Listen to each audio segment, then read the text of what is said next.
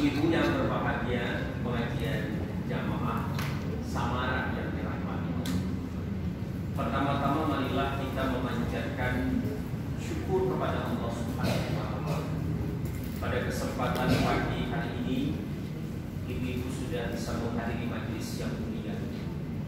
Mudah-mudahan perjalanan dari rumah menuju tempat ini, lalu nanti kembali ke tempat semula itu, setiap langkah ibu-ibu, langkah kanannya Allah berikan rahmat, kasih sayang pahalanya, dan setiap langkah kirinya Allah ampunkan dosa dan kesalahan ibu. Selawat dan salam adalah senantiasa kita aturkan kepada junjungan kita Nabi besar Muhammad beserta segenap keluarganya yang mulia, sahabat-sahabatnya yang terkasih, dan semoga kelak kita mendapatkan syafaat beliau manakala kita kembali kepada Allah Subhanahu wa Ta'ala. Ibu-ibu yang dirahmati Allah, pada kesempatan pagi hari ini saya diminta berbicara tentang sebuah topik yang sensitif, ya, bahkan mirip dengan judul sinetron. Serumah tapi tak, atau bahasa berbeda, dekat di mata, jauh. Ya Bu ya, kan sama saja itu, ya.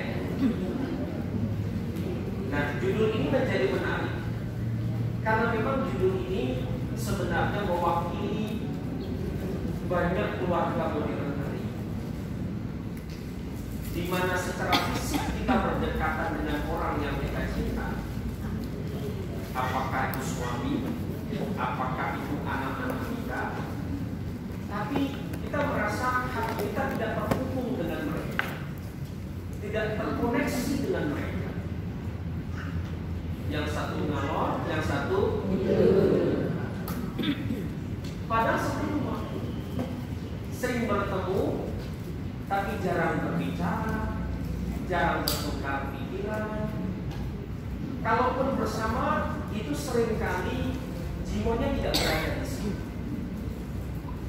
Duduk bareng, makan makanan yang enak-enak, si ayah sibuk dengan WA bisnisnya, ibu dengan WA sosialitanya, kembali memperhatikan update Instagram ini apa saja, lalu si anak asik dengan YouTube, yang satunya dengan game online, ya. Nah, fenomena semacam ini adalah fenomena yang menurut saya banyak terjadi di sekeliling kita. Nah, sehingga barangkali karena panitia menangkap adanya keresahan semacam itulah, maka kemudian lahirlah judul semacam itu. Serumah tapi tak sejiwa, jauh dekat di mata tapi jauh. Nah, kalau ibu-ibu sekalian berada dalam situasi semacam itu, kira-kira ibu-ibu bahagia tidak? Nah, ada yang jawab tergantung.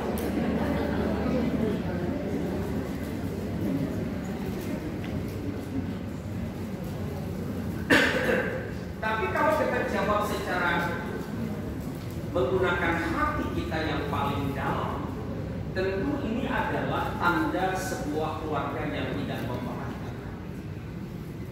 Kita tahu ibu-ibu, keluarga itu adalah ibadah yang paling lama.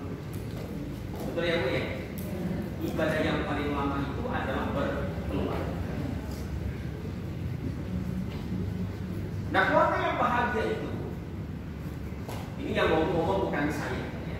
Yang ngomong itu ibu-ibu, seorang psikolog sosial namanya Robert Sternberg. Dari namanya pasti bukan orang Inggris, ya, juga bukan orang Bantul, ibu-ibu sekalian. Beliau orang Amerika. Yang menarik, riset beliau ini meneliti tentang keluarga-keluarga yang bahagia dan berusia panjang. Bahkan mereka ini berujung dengan kematian. Jadi tidak ada yang memisahkan mereka itu kecuali kematian. Tapi yang oleh Robert Sternberg selidiki adalah keluarga itu haruslah keluarga yang membahagiakan. Artinya ketika kita bicara bahagia, mereka itu menunjukkan sikap perilaku orang yang bahagia. Ya, perilaku orang yang bahagia. Nah, kata beliau, dari riset yang dilakukan terhadap berbagai keluarga yang ada di Indonesia, di seluruh dunia, bukan hanya di Indonesia, di Asia, di Eropa, dan belahan dunia lain. Jadi beliau menemukan ibu-ibu ada 3 ciri keluarga yang bahagia dan berusia panjang.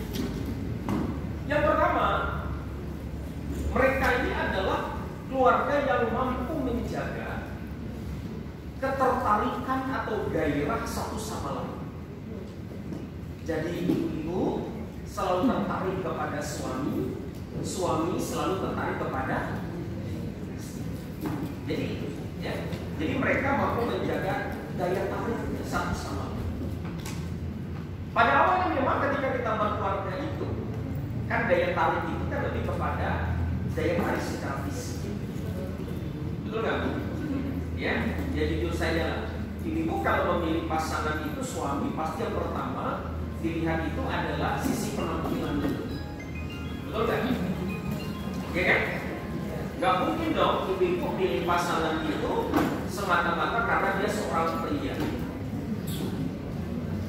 Contoh misalnya, oh dia itu hidungnya mancung, oh kebetulan badannya tinggi, ganteng, gitu ya. Matanya itu kalau menatap langsung meleleh lumer.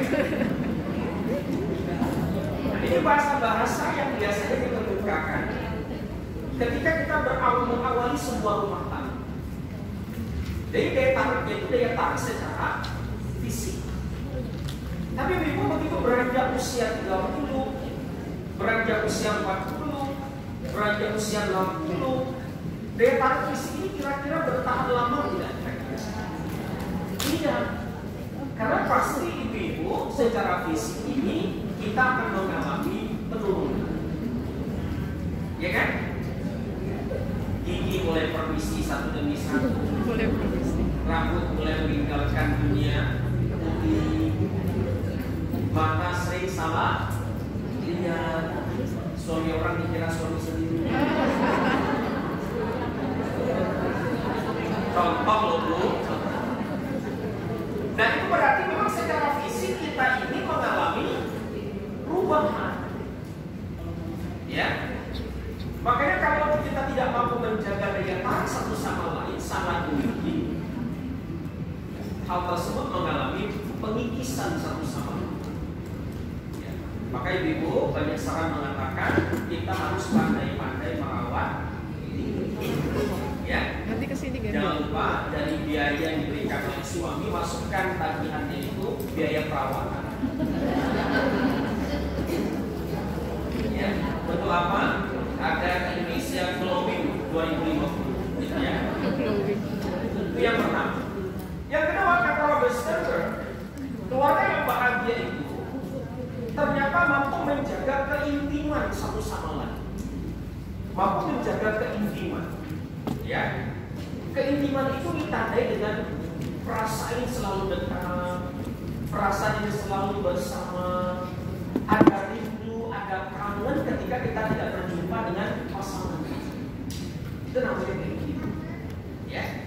Nah, keluarga yang bahagia kata Sternberg, mereka yang mampu menjaga keintiman. Nah, di sini lebih dia berbahagia. Sangat pentingnya kita memperhatikan aspek komunikasi, ya, agar hubungan itu tetap berlangsung secara hidup. Nah, yang ketiga yang lebih berbahagia kata Robert Sternberg, yang menandakan sebuah keluarga itu bahagia itu adalah mereka mampu menjaga komitmen satu dengan yang lain. Nah, kenapa Sternberg memasukkan komitmen ini sebagai bagian dari keluarga yang bahagia? Karena keluarga manapun ibu yang ada di dunia ini tidak pernah luput dari yang namanya guncangan-guncangan, dari berbagai masalah-masalah, entah masalah ekonomi, entah masalah anak, entah masalah kita dengan mertua, ya kan? Ada masalah-masalah yang mengguncang sebuah keluarga. Nah, keluarga-keluarga yang bahagia, kata Sternberg, mereka mampu menjaga komitmen. Jadi walau apapun yang terjadi, guncangan apapun yang kemudian mendera keluarga tersebut, mereka bisa menjaga komitmen di antara mereka tersebut. Dan sehingga kalau kita kemudian menjadikan tiga ini sebagai indikator sebagai keluarga yang paham, maka ibu, ketika kita merasa serumah tapi tak sejiwa, dekat di mata tapi jauh di hati, berarti mengganggu aspek yang kedua. Ya, aspek kedua terganggu. Tidak ada keintiman, tidak ada kedekatan antara kita dengan orang yang kita cinta. Nah, kira-kira ibu sekalian, apa sih yang menyebabkan sebuah keluarga itu mengalami fenomena semacam ini? Kenapa keluarga itu mengalami kondisi satu rumah tapi tak sejiwa? Tentu jawabannya banyak sekali. Ya, saya menjumpai banyak sekali kasus-kasus yang datang dan kasusnya unik-unik sekali. Dan kadang-kadang di luar perkiraan saya masalah ini. Ada kasus yang pernah datang pada saya itu seorang ibu punya suami, suaminya senang selingkuh sama tetangga. Betul, senang selingkuh. Karena suami istri selingkuhannya ini seorang pegawai perkapalan yang sering keluar kota. Pulang ke Jogja hanya sekitar 3 sekali dalam 6 bulan. Sekali dalam 3 bulan. Sangat sering berada di rumah sendirian sehingga terjadilah perselingkuhan antara mereka. Luar biasa, ya, luar biasa. Anak-anaknya sudah besar, maka ketika masalah terjadi itu, anaknya turut melaporkan kepada saya. Tetapi si ibu ini, ketika saya tanya apakah ibu masih mau mempertahankan hubungan ini, dia jawab, saya masih mau, Pak. Kenapa? Ternyata setelah saya lacak lebih jauh, karena beliau ini takut kehilangan pegangan secara finansial. Karena selama ini penopang tulang punggung keluarga itu adalah suami. Ketika saya datang kepada suaminya, saya panggil suami itu untuk konsultasi dengan saya. Yang membuat saya sangat heran adalah si suami tidak pernah merasa bersalah terhadap tindakannya itu. Tidak ada rasa bersalah. Bahkan dia pernah cerita dengan tertawa cekikikan tentang perbuatan nakal yang dilakukan di belakang istrinya. Ini pernah saya jumpai. Kasus lain yang sekarang belum selesai itu, saya punya klien, seorang ibu punya 5 anak. Suami sangat terobsesi menikah lagi, poligami. Singkat cerita terjadi karena beliau ini, suami ini terobsesi dengan sebuah pelatihan sukses poligami selama 2 hari. Nyata, ini cerita nyata, saya tidak mengarang-arang.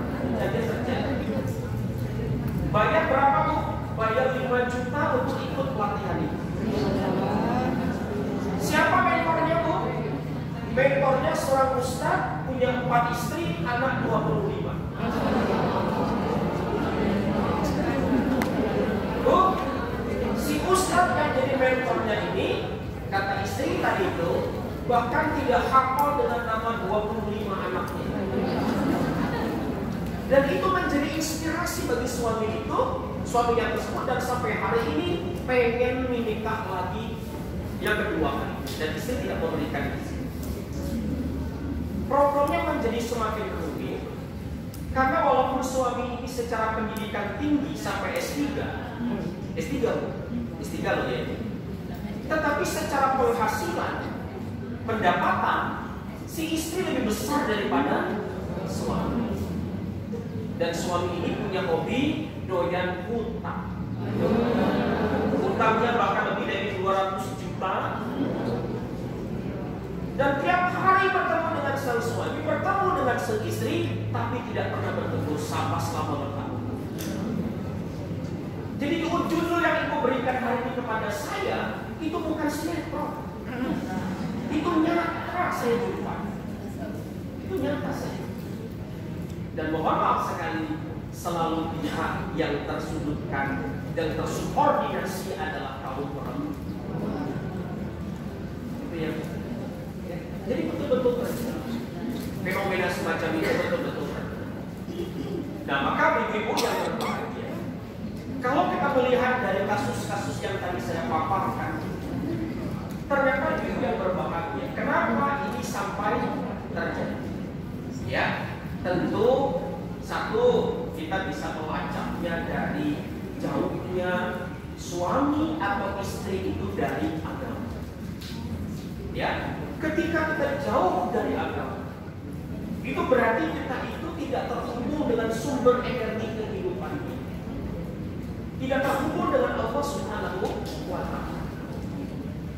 Kalau orang sudah jauh dari agama, itu berbahagia, maka dampaknya adalah perbuatan yang salah dia anggap. Ya tentu saja kalau kita bicara tentang sunnah Nabi, betul, Nabi membolehkan nikah seorang suami itu lebih dari satu. Tetapi kan ada syarat yang harus dipenuhi di situ. Apa itu syaratnya? Tentu saja dia harus berlaku itu ya, berlaku adil. Nah, dalam kasus kedua yang tadi saya jumpai tadi itu, tentu tidak mungkin terjadi keadilan. Karena penghasilannya saja si bapak ini tidak mencukupi untuk keluarga. Tetapi secara terobsesi ingin mendapatkan citra sebagai ustadz yang kemudian sukses berpoligami. Saya juga heran apa yang ada di kepala. Dan saya sudah ketemu sama seluruhnya. Jadi dua kasusnya itu, saya tidak hanya ketemu dengan istrinya, saya juga ketemu sama suami. Dan betul, apa yang ada di kepalanya betul apa yang disampaikan oleh istri. Nah, jadi kita berbahagia.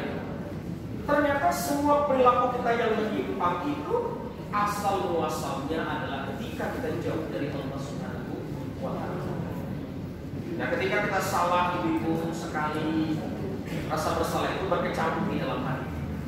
Ya, berbuat lagi yang kedua ada rasa bersalah, tapi kadarnya menurun.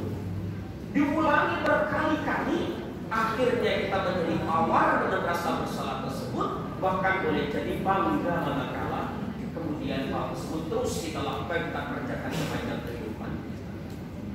Dan ibu-ibu, biasanya ketika kita berbuat salah itu memang Allah dengan segala rahmat dan rahimnya itu tidak langsung mengungkap aib kita, ya kan? Tetapi memang Allah memberikan waktu kepada kita, time of response kepada kita untuk memperbaiki, membenahi perilaku kita. Ini ngomong bukan saya, ya. Yang ngomong itu Syekh Nawawi Al-Bantani di dalam kitabnya As-Shahihul Iman. Jadi ketika kita berbuat dosa itu, berbuat salah, ibu-ibu, yang pertama kata beliau, Allah tidak menutup keran rezeki kita. Betul nggak? Iya kan? Ketika misalnya seorang suami melakukan tindakan selingkuh semacam itu, apakah kemudian penghasilannya berhenti? Rezekinya kemudian ditutup oleh Allah seketika? Kan tidak.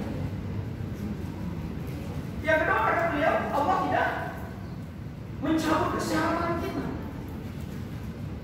Apakah kemudian ketika kita berbuat dosa selingkuh misalnya begitu, kemudian kita sakit serta merta, terkapar usia berita, telah meninggal dunia seorang bapak-bapak usia 65 tahun, ditemukan meninggal dunia mati pijat plus. Di sampingnya ditemukan beberapa alat kontrasepsi, ya, dan obat suplemen kejantanan. Disinyalir istrinya jamaah pengajian sama.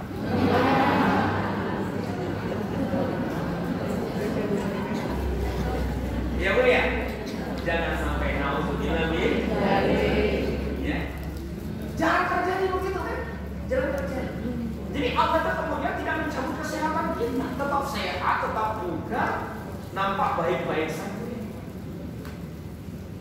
Yang ketiga kata Syekh Nawawi, Allah tidak membuka aib kita. Kasus tadi kan saya ceritakan sama ibu-ibu, ternyata nggak sebut namanya kan? Karena memang hanya sebuah contoh kasus, ya, yang saya tidak boleh menyebutkan namanya, bagian dari etika konseling yang saya tahu. Tapi begini itu terjadi. Nah, kita itu Bapak Ibu sekalian, ketika berbuat dosa, berbuat salah itu, sekali berbuat dosa, Allah tutupi aib kita. Berbuat dosa lagi, Allah tutupi aib kita. Berbuat lagi, Allah tutupi aib kita. Tapi begitu berkali-kali bertumpuk mengkristal begitu banyak dosa kita, maka ibu-ibu boleh jadi Allah menjadi muak melihat perbuatan kita tersebut, lalu membukakan aib kita. Dan hari ini kita bisa banyak lihat kasus itu kan? Iya, yang masih heboh hari ini kasus sambung. Ya kan? Akhirnya masalahnya merembet ke sana kemari.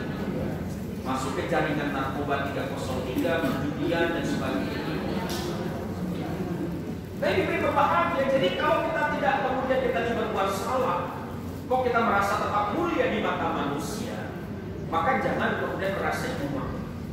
Itu semuanya Allah berikan kepada kita semata-mata agar kita itu punya kesempatan untuk berbenah memperbaiki.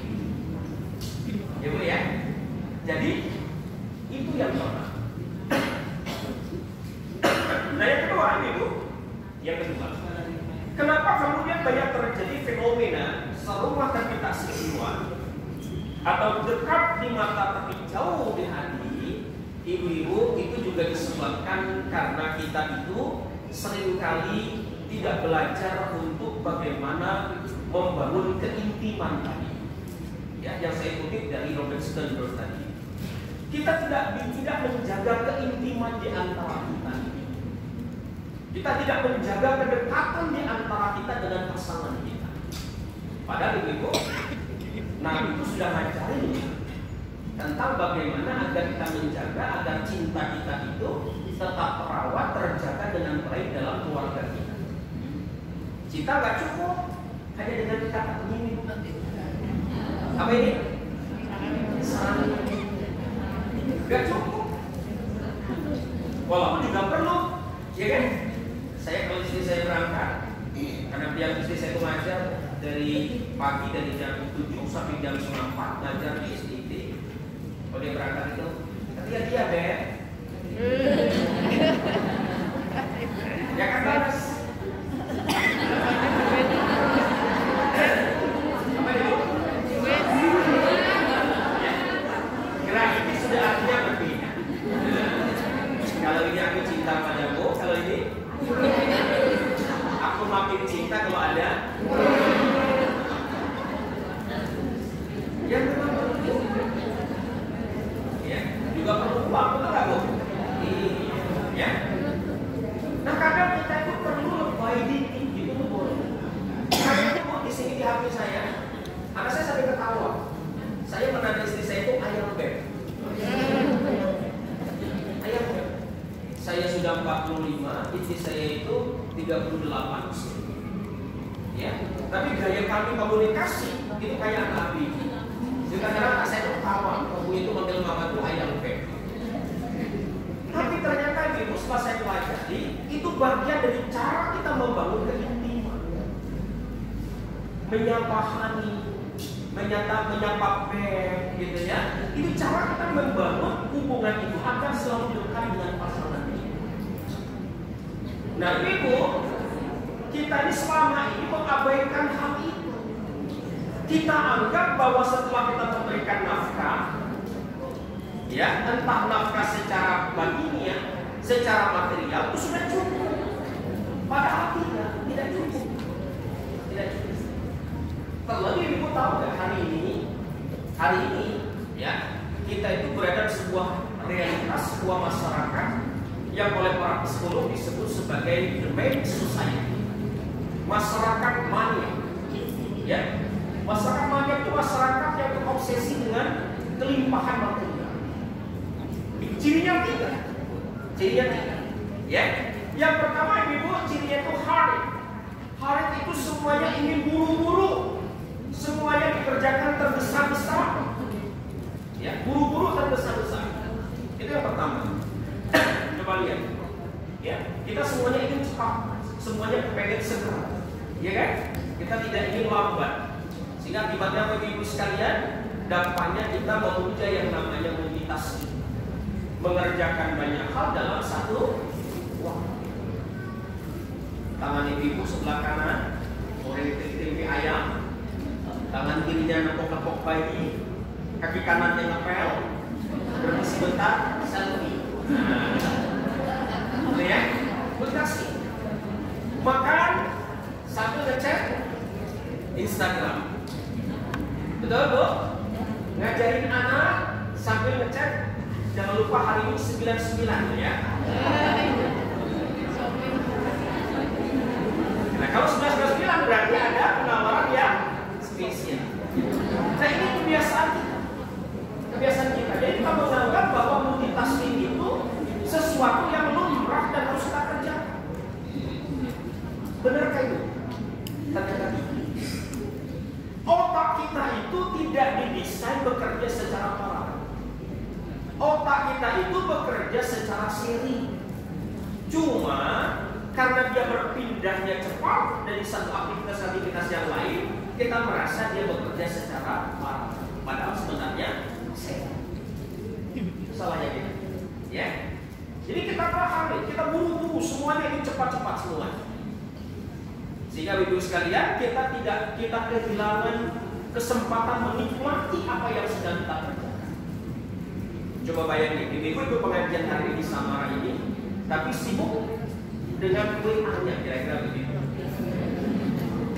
Ibu bisa menangkap dengan baik omongan saya kira-kira? Tidak bisa. Karena ibu pasti akan tidak maksimal di dua sisi ini. Makanya sama-sama. Ya. Maka kalau ibu mau menikmati sesuatu, letakkan dulu, berhenti.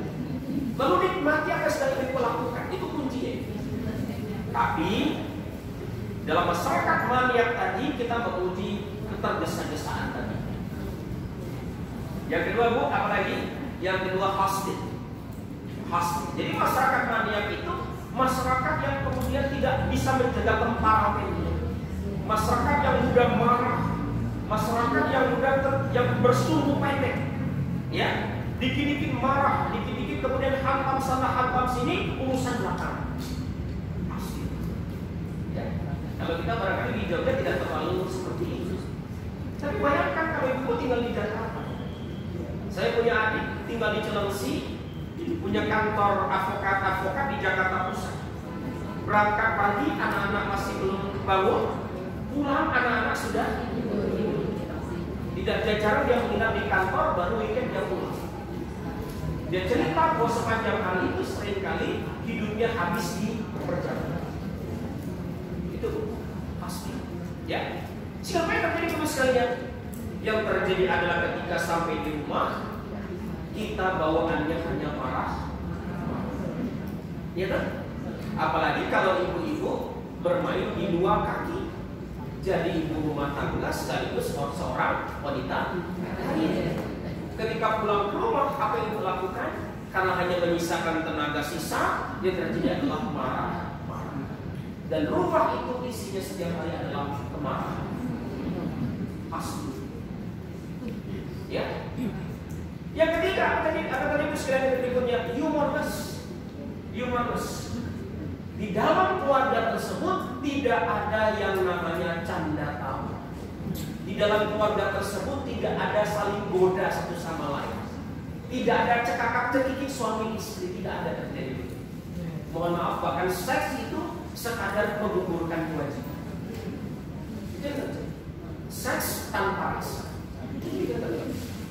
Nah, ini ibu sekalian yang disebut sebagai the mind society. Dan hari ini itu sudah banyak terjadi. Lalu apa kuncinya? Tentu saja kuncinya, ibu-ibu, kita harus kembali mengintensifkan komunikasi kita satu sama lain. Tidak lain dan tidak bukan hanya bicara. Ya, harus ada pihak yang memulai pembicaraan agar hubungan suami istri tersebut kembali dekat. Saya tidak bicara waktu, ya, tapi saya bicara kualitas, ya. Karena kalau hari ini kita mengatakan bahwa saya harus mematok, misalnya contoh berapa jam di rumah ngobrol sama suami juga kaku-kaku banget menurut saya ini. Tapi kualitas, bagaimana ketika ibu-ibu di dalam keluarga tersebut betul-betul membangun hubungan yang berkualitas dengan pasangan ibu-ibu tersebut. Apa kuncinya, Bu? Saya singkat dengan active listening. Ya, active. A-nya itu singkatan dari avoid distraction. Avoid distraction. Artinya ibu-ibu, kita ini harus berusaha menghindarkan hal-hal yang bisa mengganggu komunikasi kita. Apapun namanya itu, terutama barang kecil ini, ya, kita harus disiplin meletakkan ini, jangan sampai ini kemudian ada di antara kita dan suami. Kita ini seringkali ada tembok yang tanpa kita sadari, ya. Nah, tembok itu seringkali adalah smartphone kita. Jadi nggak bisa yang namanya kita ngobrol sama suami, bicara sama anak kita itu sampai kita mengerjakan hal lain menggunakan smartphone itu. Cukup berarti itu. Ya, apa discussion? Tinggalkan hal-hal yang bisa mengganggu itu, letakkan. Apa nggak bisa barang 1 jam, barang 2 jam kita nggak pegang HP itu? Betul-betul ada. Ya, kita perlu belajar berada pada dimensi kekinian dan kedisinian. Benar-benar ada untuk pasangan kita, itu kunci. Lepas dulu yang lainnya. Ya. Dan ini memang tidak mudah, karena kita hari ini berada di sebuah era di mana kita sangat bergantung kepada gadget. Coba lihat itu. Bayar listrik nggak pakai apa sekarang? Bayar tagihan, ya kan? Beli ini beli itu pakai HP. Kita transaksi apapun menggunakan HP. Dan ini yang membuat kita akhirnya kemudian tidak bisa berada pada dimensi kekinian dan kedisinian. Ya. Nah, yang kedua cues observation. Ya, cues observation. Artinya apa? Artinya kita ini harus jeli, harus peka dengan pasangan kita. Ya, kalau dia bisa dalam situasi misalnya apa namanya, lagi senang, dia lagi tidak senang, dia lagi punya masalah, dia lagi bahagia. Mestinya kalau ibu sekalian sebagai pasangan ngerti dong. Ya, bahkan ada cerita orang tua kita dulu tahu pasangannya lagi masalah tidak masalah, kedengeran dari cidukan airnya, kata. Ya, ada seperti begitu. Jadi ketika dia mendengar cidukan suaminya di kamar mandi, dia sampai tahu ini suaminya lagi punya masalah. Kira-kira begitu. Jadi ibu, ya, kita perlu tahu itu. Apalagi saya pribadi, ya saya itu orangnya sangat ekspresif, ya, sangat ekspresif. Jadi kalau ada apapun wajah saya itu kelihatan lagi punya masalah seperti apa, sangat tahu. Ya, makanya istri saya itu paham betul kalau saya lagi nggak senang atau lagi senang, tahu betul. Termasuk saya juga paham betul istri saya seperti apa. Nah, jadi kita harus mencari informasi yang baik, peka dengan situasi yang kita hadapi itu dengan menangkap petunjuk-petunjuk, terutama petunjuk non-verbal dari pasangan kita. Ya, aktif, C ya, T. Nah ini dia. Talk only when necessary. Bicaralah pada saat diperlukan. Nah ini dia ya. Talk only when necessary. Jadi kita perlu berbicara itu. Ketika kita memilih saat mana kita perlu berbicara. Bahkan kepada anak-anak ibu juga begitu kan. Tidak semua anak kita itu suka cerita, betul nggak? Ada anak ibu barangkali yang tipenya lebih introvert, dia lebih tidak banyak bicara, ya. Dia lebih banyak mendengarkan, barangkali dia lebih banyak menyelesaikan masalahnya secara pribadi. Nah, maka orang kayak begini, anak kayak begini biasanya akan lebih terbuka menceritakan masalah. Saya punya anak 5, alhamdulillah 5-5-nya ekstrovert. Ya, tapi anak itu kalau dia sudah mulai beranjak remaja, cenderung akan membatasi pembicaraan dengan orang tuanya. Betul nggak? Jadi kalau dia masih SD, dia akan cerita banyak hal. Tapi kemudian dia sudah SMP, dia SMA, dia kuliah, kadang dia sangat membatasi pembicaraan tertentu. Kenapa kemudian itu terjadi? Jawabannya karena kita itu anak baru ngomong, kita sudah nasihatnya 1000 kali. Ya kan? Kita nasihatin, dia baru ngomong 1-2 kalimat, kita sudah ngomong panjang sekali, sehingga anak merasa ngapain saya cerita kalau isinya hanya semua nasihat. Kamu tahu kan, mama itu sudah lama loh di dunia ini. Mama sudah kenyang merasa dalam kehidupan ini. Jadi dengerin aja deh pokoknya kata mama. Nah bu, kalau orang tua sudah ngomong kayak begitu, pasti anak-anak sudah akan menutup diri berbicara pada kepada. Makanya ibu, prinsip talk only when necessary ini artinya kita tuh harus tahu kapan kita perlu berbicara, kapan kita harus mendengar. Bahkan ibu kalau kita mau jujur, kita diberikan oleh Allah 2 telinga 1 mulut, artinya kita harus lebih banyak dengar. Ya, lebih banyak dengar. Saya suka bicara, ya. Contoh misalnya anak saya pulang dari sekolah, aduh capek banget hari ini. Loh, gimana? Ada apa sampai capek begitu? Waduh, dia osis begini. Nah, dia cerita, ya. Jadi ibu biasakanlah bertanya kepada anak kita. Kalau ibu mau memancing pembicaraan dengan anak yang tercinta itu, ajukan pertanyaan terbuka. Apa dan bagaimana? Kalau bisa kurangi mengapa, ya. Tapi boleh apa, bagaimana dan mengapa. Nah, ini 3 pertanyaan yang bisa memancing anak itu berbicara. Ya. Kalau kita kebukakan kepada mereka, terutama ketika mereka lagi butuh curhat sama kita, maka ibu itu kesempatan momentum yang sangat bagus untuk kita membangun kedekatan dengan anak kita yang sebelumnya tidak mau berbicara. Ya. Nah, aktif. A C C apa? A C T ya. I. Nah, ini dia. Itu adalah interesting. Jadi ibu-ibu ketika kita berkomunikasi dengan anak itu atau komunikasi dengan pasangan kita itu, ibu harus menunjukkan interesting, menunjukkan ketertarikan. Gimana caranya? Caranya ya paling gampang, ya kita menunjukkan bahasa tubuh kita, bahasa tubuh yang tertarik. Ya mantuk-mantuk dikasih tunjuk, ya kan? Ya geleng-geleng kepala ketika tidak sepakat. Menatap wajahnya, melakukan kontak mata. Jangan kemudian berbicara sambil sekali lagi menggunakan terus dia tuh enak banget ya. Coba Bu, kalau saya ngomong sama anak saya, ekspresinya begitu, dia merasa tertarik tidak kira-kira? Tidak. Jadi sekali lagi interesting itu ditunjukkan dengan bahasa tubuh. Jadi stop dulu. Gimana saya? Oh begitu. Ya, siapa lagi? Duha ya. Ngapain dia? Gitu ya. Kita ajak ngobrol. Tunjukkan antusias. Ya, tatap wajah dia. Lihat matanya. Mengangguklah. Ya. Tertawalah kalau memang lucu dan seterusnya. Itu interesting. Nah, karena kita sekali lagi tidak belajar seperti itu, tidak menunjukkan interesting itu. Makanya ibu sekalian, ketika kita berkomunikasi dengan siapapun, anak atau pasangan kita itu tunjukkan interesting. Ya. Apa yang kemudian? Ya Bu, ya. V, ya tuh ya. V, V-nya singkatan apa? Viewpoint.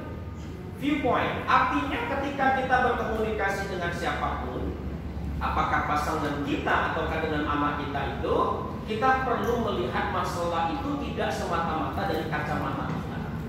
Kita perlu melihat masalah tersebut juga dari kacamata orang lain, terutama kacamata anak kita, kacamata suami kita. Karena boleh jadi cara kita memandang belum tentu sama dengan cara pandang anak kita atau cara pandang suami kita. Paling sederhana saja dengan anak kita, ya Bu ya, cara dia memandang akan sangat berbeda dengan cara kita. Kenapa Bu? Ya karena memang generasi kita beda dengan generasi mereka, ya kan? Kita ini generasi apa namanya? Milenial. Ya, ada beberapa generasi baby boomers juga ada di sini kayaknya. Baby boomers itu generasi ya lagunya kira-kira ya The Lollipop Poppers, ya kemudian apa ya Bu ya, ya lagu-lagu lama lah dulu kira-kira begitu. Nah kalau dari zaman saya milenial begini ini kira-kira lagunya ya Dewa 19, ya masih dengerin Ariel Peter Pan, ya betul Bu? Anak kita, nah lain lagi tuh, ada lagi, ya anak kita sudah gak akrab tuh. Coba ibu dulu sekali ibu tahu kan yang namanya dunia dalam berita kan? Saya itu kalau ibu saya sudah melihat ada dunia dalam berita di TVRI, berarti sudah larut malam dan harus segera tidur. Anak sekarang nggak tahu itu kan? Nggak tahu. Namanya generasi Z. Generasi Z itu Bu, mereka sangat akrab, sangat dekat dengan yang namanya gadget, sangat akrab. Bahkan mereka lebih canggih daripada kita. Cuma mereka ini adalah generasi yang karena tidak bisa melepaskan dari itu semua. kita perlu menggunakan otoritas kita dengan bijaksana. Ya, contoh misalnya kalau kita misalnya menggunakan wifi di rumah itu, disepakati jam 9, jam 10 malam misalnya, dan sepakat ya, jam 9 jam 10 tidak ada lagi yang memegang gadget, HP, wifi-nya dimatikan. Harus begitu. Karena kalau dibiarin di kamar, dia matiin lampu terus main HP. Ya. Lebih bagus lagi ada kesempatan lagi Bu, ya. Kalau sudah malam semua HP-nya diletakkan di satu tempat, tidak ada yang memegang HP satu orang. Itu lebih bagus. Ya, di poin. Pahami sesuatu dari sudut pandang orang lain, jangan hanya melihat dari sudut pandang diri kita. Ya. E-nya apa Bu?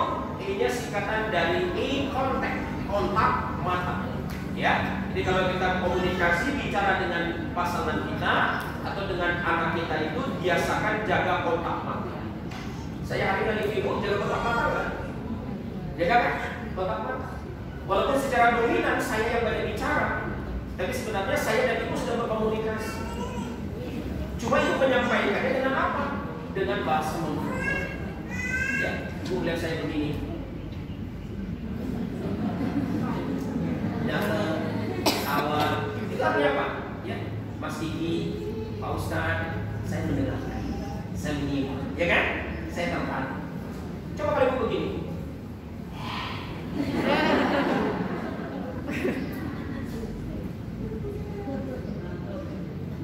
Apa dia Bu? Pak Ustadz, pembicaraan yang menarik, tapi saya sudah bosan. Ya, tolong segera hentikan pembicaraan. Ya kan? Jadi ibu kemudian apa yang terjadi di situ? Ibu tidak hanya berkomunikasi secara lisan, tapi secara non-verbal. Nah, maka eye contact itu adalah cara kita membangun hubungan dengan orang yang kita ajak bicara. Nah, kalau ibu melakukan ini, ibu berbahagia, saya percaya hubungan itu akan betul-betul terjalin dengan baik. Keintiman terbentuk dengan baik. Tapi sudah ngajarin ciri orang yang cinta itu ada 3. Kalau 3 ini ada di dalam hubungan kita, berarti hubungan kita tersebut dikatakan sehat hubungannya. Ayyatara kalam habibihi ala kalamil lain. Orang yang mencintai pasti senang bicara, ngobrol dengan yang dia cintai, bukan ngobrol dengan yang tidak dia cintai. Betul nggak? Ibu kalau suaminya cinta sama ibu, kalau punya masalah lari kemana? Ibu, ya kan? Apa masalahnya apapun, perginya ke ibu-ibu, berarti dia mencintai ibu. Yang kedua, Bapak Ibu sekalian, wa yaqtara mujalasata hadibi ala mujalasatil lain. Orang yang mencintai pasti senang kumpul dengan yang dia cintai, bukan kumpul dengan yang tidak dia cintai. Coba, suami ibu mengatakan mencintai, tapi lebih senang kumpul dengan komunitas goesnya misalnya, ketimbang sama ibu-ibu. Ibu percaya nggak dia mencintai ibu sekali? Tidak. Ya kan? Orang yang mencintai pasti senang kumpul, senang bersama yang dengan dia cintai. Yang ketiga kata Rasulullah, wa yaqtara ridho habibihi ala ridho ghairihi. Orang yang mencintai pasti senang membahagiakan yang dia cintai, bukan membahagiakan yang tidak dia cintai. Ya kan? Coba, kalau ibu mencintai suaminya, apa yang suaminya senengin, pasti ibu berusaha untuk memenuhi. Ya. Dan kadang tidak selalu hal yang berarti mahal dan berbeda besar, tidak tentu begini. Saya paling senang kok kalau istri saya itu disediakan apa? Yang penting sambal, saya bilang begitu. Sambal, sambal terasika, sambal dada, sambal mentah. Yang penting ada sambal, saya bilang. Ya, apapun lauknya yang penting simpel. Karena kalau kita sudah mencintai itu, yang penting bukan apa yang dimakan, tapi dengan siapa kita makan. Betul nggak? Ya, ibu penting juga apa yang dimakan sih, Bu. Tapi rasanya kalau kemudian makanan itu enak, tapi kita tidak merasa cungking dengan orang yang diajak kita makan itu, kan rasanya juga tidak enak. Nah, karena sederhana sekali. Cuma kadang kita menganggap pembagian tersebut harus hal yang muakat dan berbeda besar. Tidak begitu pada hal sederhana itu, kalau dia suka, dia senang, maka itu adalah bentuk cinta kepada kita. Kemarin saya ulang tahun yang 25 tahun, 25 Agustus kemarin, ya. Nah, anak saya itu, ibu sekalian, ngasih hadiah. Dan saya surprise, hadiahnya apa? Hadiahnya dia bungkus di kotak, ya tidak mahal-mahal, tak biasa begitu. Di dalamnya ada gambar lukisan anak-anak saya itu. Kemudian di tengahnya ada apa? Spidol stabilo. Itu hadiah mereka untuk saya. Tapi saya tanya, kenapa beli hadiah ini untuk Buya? Mereka bilang, kan Buya senangnya kalau setiap hari baca buku. Nah, kalau Buya baca buku, pasti hal-hal yang penting Buya tandai pakai stabilo. Nah, anak itu sangat peka, apa suka bapakmu itu. Maka dia berikan hadiah kepada saya 1 spidol stabilo. Kecil, sederhana, murah, tapi menunjukkan perhatian luar biasa kepada saya. Ya kan? Dan itulah sebenarnya kita belajar mencintai. Maka anak kita ngajarin sama kita. Hal sederhana pun bisa menjadi wujud cinta kita kepada orang lain sejauh itu dihargai oleh orang tersebut.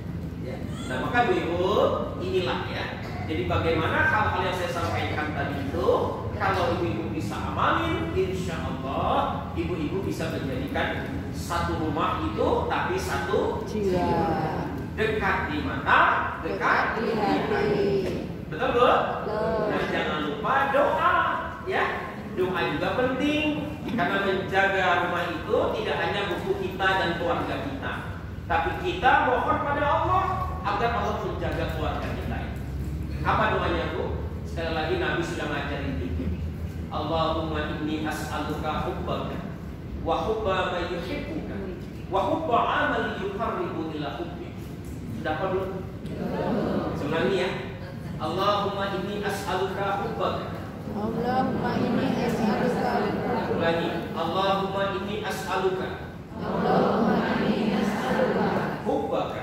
Hubbaka. Wa hubba man yuhibbuka. Man yuhibbuka. Wa hubba 'amal yuqarribu ila hubbik. Allahumma inni as'aluka hubbaka. Ya Allah, anugerahilah aku kecintaan kepadamu. Wa hubban man yuhibbuka, dan kecintaan dari orang-orang yang mencintai. Wa hubba 'amalin yuqarribu ila hubbik, dan kecintaan terhadap amalan-amalan yang mendekatkanku kepada kecintaan. Ya, jadi doa itu insyaallah ibu sekalian kita jadi orang yang mencintai Allah, orang-orang bersama kita termasuk orang yang mencintai Allah, dan kita menyukai amal-amalan ibadah-ibadah yang mendekatkan kita kepada Allah Subhanahu wa taala dengan motif cinta kita kepada. Ya. Nah, inilah ibu sekalian yang bisa saya sampaikan. Mudah-mudahan berkenan di hati ibu sekalian. Bagi keluarganya yang sudah akrab, akur, bahagia, saya doakan makin langgeng keluarga. Ya, makin bahagia keluarga. Tapi bagi yang bermasalah, ibu ya, rajin-rajin baca doa tadi dan amali. Komunikasikan, jalin hubungan dengan suami kita. Tidak ada hubungan yang tidak bisa diperbaiki, ya. Tidak ada hubungan yang tidak bisa dibenahi. Yang penting adalah upaya kita untuk memperbaiki, memperbarui hubungan tersebut agar tetap bisa terjaga langgeng dengan baik di dalam keluarga kita masing-masing. Terima kasih atas perhatiannya Ibu. Saya kembalikan dulu kepada moderator atau MC. Kalau ada pertanyaan nanti monggo saya persilakan. Atau dekat di mata, dekat di hati. Jangan lupa jadilah pribadi yang mudah memaafkan. Itu penting. Saya tambahin lagi ya. Jadilah pribadi yang mudah memaafkan. Jadilah orang yang sulit marah, tapi jadilah pribadi yang mudah memaafkan. Itu kunci. Kalau ibu sekalian dalam sebuah keluarga itu jadi orang yang pendendam, tidak mudah memaafkan, itu yang seringkali membuat hubungan kita itu makin jauh dengan pasangan. Ya, jadi kita harus bersedia memaafkan. Kalau bisa lebih lebar, lebih lebar, lebih luas daripada kemarahan itu. Kita boleh marah, tapi jangan lupa pintu maaf kita jauh lebih besar daripada kemarahan yang kita luapkan kepada pasangan. Ya. Tapi ibu sekalian, karena tidak ada pertanyaan lebih jauh lagi, ini saja doa. Kita akan kirimkan doa juga kepada beberapa orang ke depan. Satu, doa hari ini